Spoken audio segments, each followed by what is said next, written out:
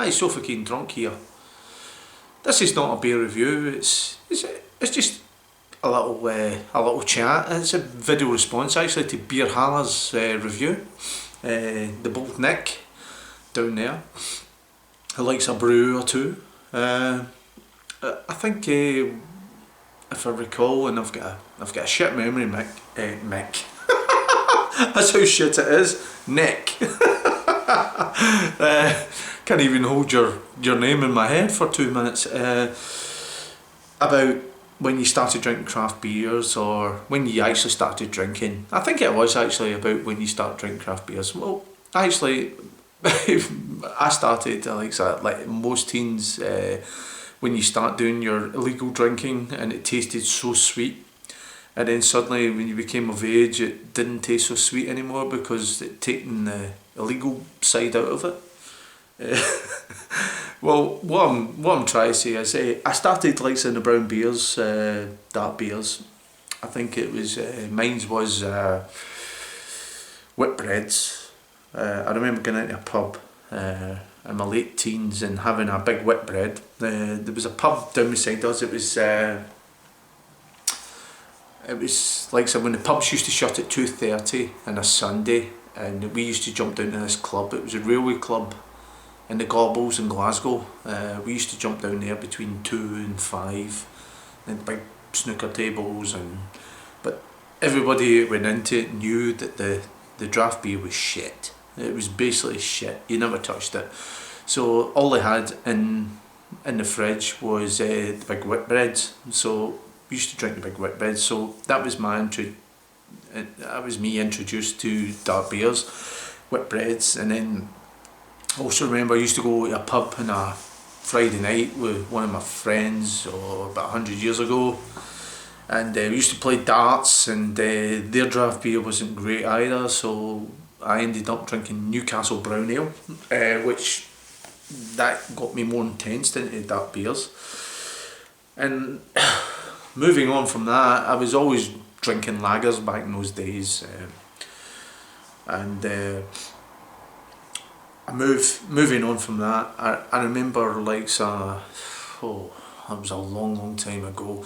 I was working with this guy in the city centre, Glasgow city centre. We were doing a renovation on an office block, and we were in there, and basically we started, we says, well, I'll go for a pint.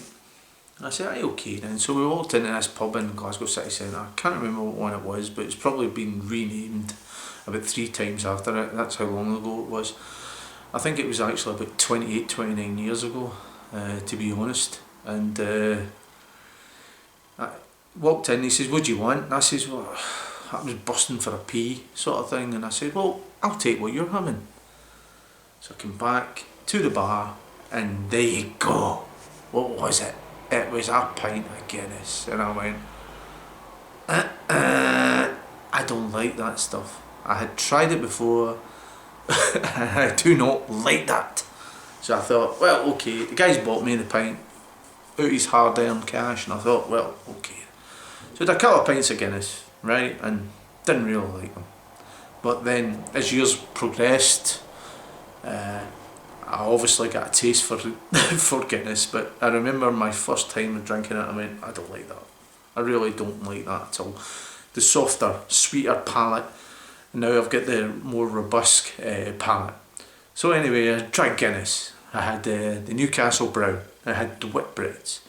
And I also remember then a pub in Glasgow, like it says, it claims to be the oldest pub in Glasgow. Well, I worked in it. It was called the Scotia Bar on Stockwell Street.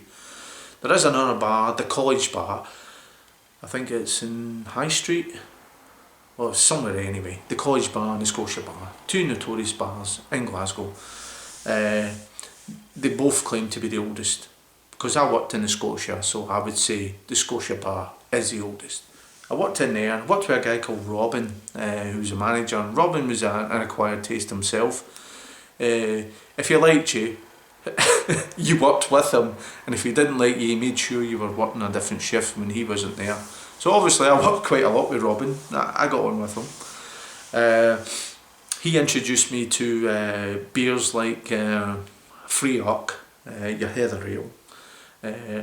Robin would only drink it when it was absolutely ice cold, right enough. A lot of people do like it. It is actually quite nice. It is cold. A lot of people like to drink it at room temperature.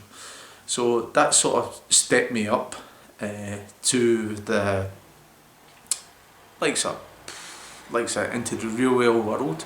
Then of course, then there was other beers that introduced me. It was Cali 80, the Dukers. The Dukers, the from the Caledonian stable, the breweries. He introduced me to that as well. Like I said, they had other beers in there. They didn't have any hand-pulled pumps, but they had a lot of bottled real ales, which I got round to drinking eventually. But anyway, this is out to you, Nick. It was a video response. I know that you posted something like that up, and how we all started. How did you get into real ales? And that's the way really I get into real ales. And then I went for a long time. I was a few years I drank nothing but cider, which okay, it was nice in the summer, but it was, and let's face it, cider loses its appeal when the clocks change. I always find, but it is a nice drink. I quite like it.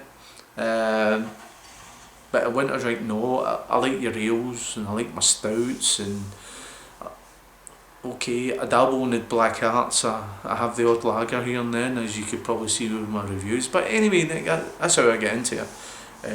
When I started really getting intensely into it, was maybe about three and a bit years. My oldest son, my lodger, and myself, we went down to Liverpool. We went to a football match in Liverpool, and we went down, like I said, the place we stayed in, there was a little pub at the end of the road, and we went in there, and Vernon Arms, I think it's called actually, the Vernon Arms. We actually went in there and it had hand-pulled ales, and I thought, I'm going to give that a go. I'm going to give the real ales a go. I'm in England, I might as well give the real ales a go.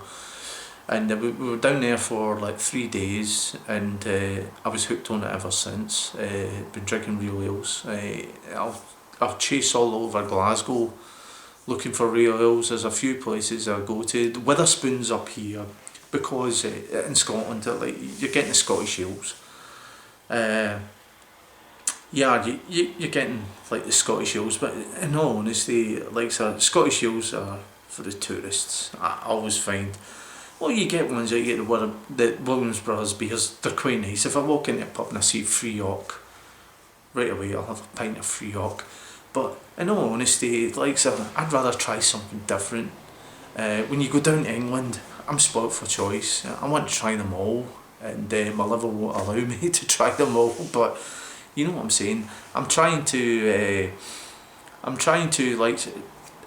try as many different beers as I can. Like beer reviewing, I'm not good at it, right? All these guys are out there and they've got about 3 million subscribers, and they've got hundreds and hundreds of views within a couple of days. And listen, these guys are doing a great job promoting beers and stuff like that, and you get partnership from YouTube and all that, right? This is not my only partnership channel with YouTube. I've got other channels as well with YouTube, and one of them is I've got full partnership if I want it, but I really can't be arsed putting ads onto my videos, right? Because I'm there to enjoy what I'm enjoying, enjoy what I see. Whereas I go into YouTube and I do my thing, and my YouTube videos, okay, some of them don't get a view, some of them do get a view. I'm really a guy who likes his football, he likes his beer, and he likes his music, right? And obviously I do go to gigs, and you get searched getting into a lot of gigs in Glasgow for cameras and stuff like that, so I can't really post anything that way. But these guys are looking for love me sort of thing, and like so, I'm not really involved in that at all, but I'm moving away from what I actually started this video for.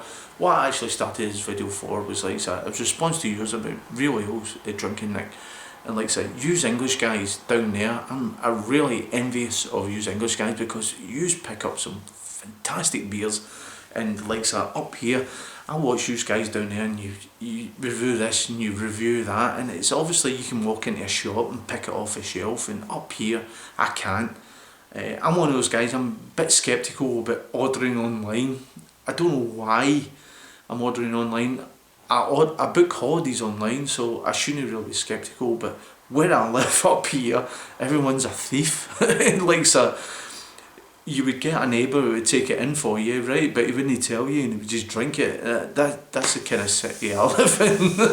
So I'm a bit sceptical with that. So I always tend to wait and see when, if I've got to walk into a shop. There's a little shop I go to, Great Western Road. It's called The Cave, and it's brilliant. I go over there maybe once every 5-6 weeks, and I buy some beers. And The Cave, every time you go into it, the shelves are different. You never get the same beers on the shelves, all different. American, Belgian, English, whatever, all the ales, all the craft beers all over the world. And sometimes, like say, you'll get maybe a Beer Goggles review, or a Real Ale Guide, or Mrs. Real Ale Guide, or like I said, the Grim Viking. All these guys all stick in your head, and you go, oh, he reviewed that, he said that was good, and you grab it off the shelf. So that's how I really get into craft beers. It's starting to take off in Scotland, big time. It always was in the East Coast. In the West Coast it was not so much, but over the last, I would say maybe 5-6 years, it's really taken over. Glasgow, Witherspoon's pub chains have made a difference in Scotland. They have made the difference. They really have promoted real ales. There's a pub in Glasgow City Centre called the Counting House, and you go in there, I think it's about 9-10 hand-pulled beers, and you go in there all the time. They'll have Scottish House beers. London Pride is always there, which is probably my favourite out of the lot, but I try to stay away from it because there's so many of them unseen up here, so you go into and you will have a go at them. So anyway, Nick, it was a wee bit long. I think you posted this video ages ago, and it's a wee bit long since I actually done a video response to it, because I was going to do a video response to it. So anyway, keep drinking the good beers, and this was SofaKingDrunk. My camera's moving all over the place just now. Must be the spooks. Must be the spirits moving it about. This is SofaKingDrunk with a video response to the Beer Reviews. So catch you on a beer review. So anyway, Nick, take it easy, and hopefully we'll meet up for a beer at some point. Maybe the GB, Great British Beer Festival. GB? Yeah, I think so.